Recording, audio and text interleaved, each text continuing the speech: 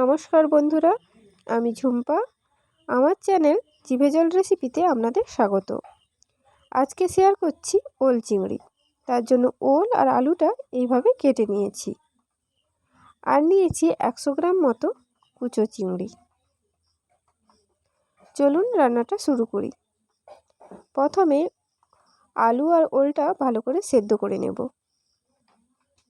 তার জন্য ওভেনে বসিয়ে দিয়েছি, দিলাম পরিমাণ মতো লবণ আর সামান্য হলুদ গুঁড়ো। এখন ঢাকনা দিয়ে এটাকে 15 মিনিট মতো সেদ্ধ হতে দেব।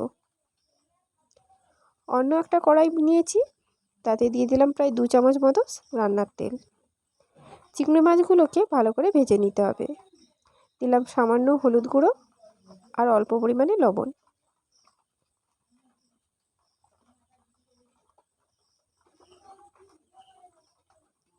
চিংড়ি মাছগুলো ভাজা হয়ে গেছে, এখন আমরা তুলে নেব।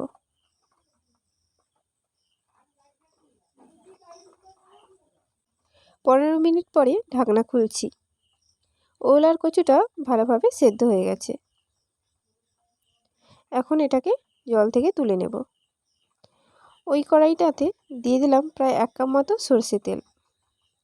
তেলটা গরম হয়ে গেছে, দিয়ে দিলাম 1 চামচ চিনি। চিনিটা এইভাবে উঠে গেলে লাল হয়ে দিয়ে দিলাম একটা বড় সাইজের টমেটো কুচি। টমেটো কুচিটাকে ভালো করে ভেজে নিতে হবে। ভালো করে ভাজা হয়ে গেছে। এখন দিচ্ছি বড় সাইজের 2টো পেঁয়াজ বাটা আর 1 চামচ রসুন বাটা।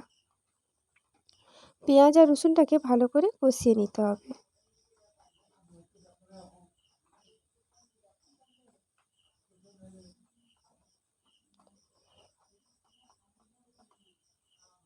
তারপর দিয়ে দিলাম 1 চামচ আদা বাটা।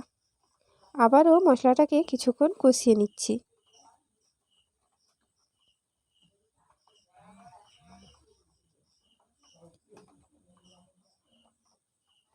আবার একটু নাড়াচাড়া করে নিলাম, যাতে নিচে বসে না যায়।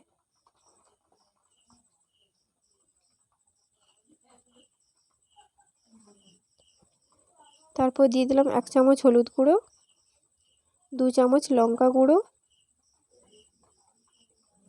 পরিমাণ মতো লবণ, 2 চামচ জিরা গুঁড়ো আর 1 চামচ ধনিয়া গুঁড়ো। আবারও সমস্ত উপকরণগুলোকে ভালো করে কষিয়ে নিচ্ছি।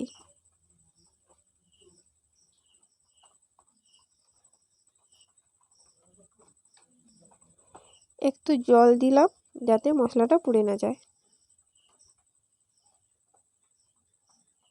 আবারও একটু নাড়াচাড়া করে নিলাম।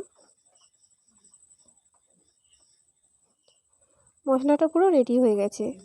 এখন দিয়ে দেব ভেজে রাখা চিংড়ি মাছগুলোকে, আর দিলাম সেদ্ধ করা আলু আর ওল। এখন সমস্ত কিছুগুলোকে আবারও কিছুক্ষণ কষিয়ে নিচ্ছি।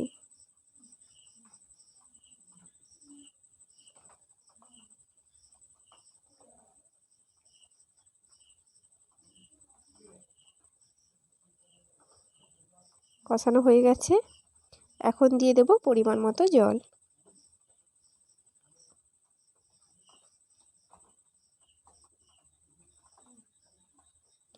কিছুক্ষণ এটাকে রান্না করে নিতে হবে।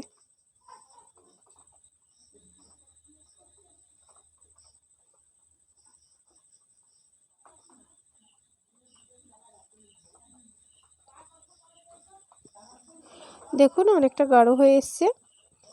আপনারা যতটা গ্রেভি চান সেই রকম রাখবেন। নামানোর আগে দিয়ে দিলাম স্বাদের জন্য সামান্য চিনি, আর দিয়ে দিলাম 1 চামচ গরম মশলা গুঁড়ো।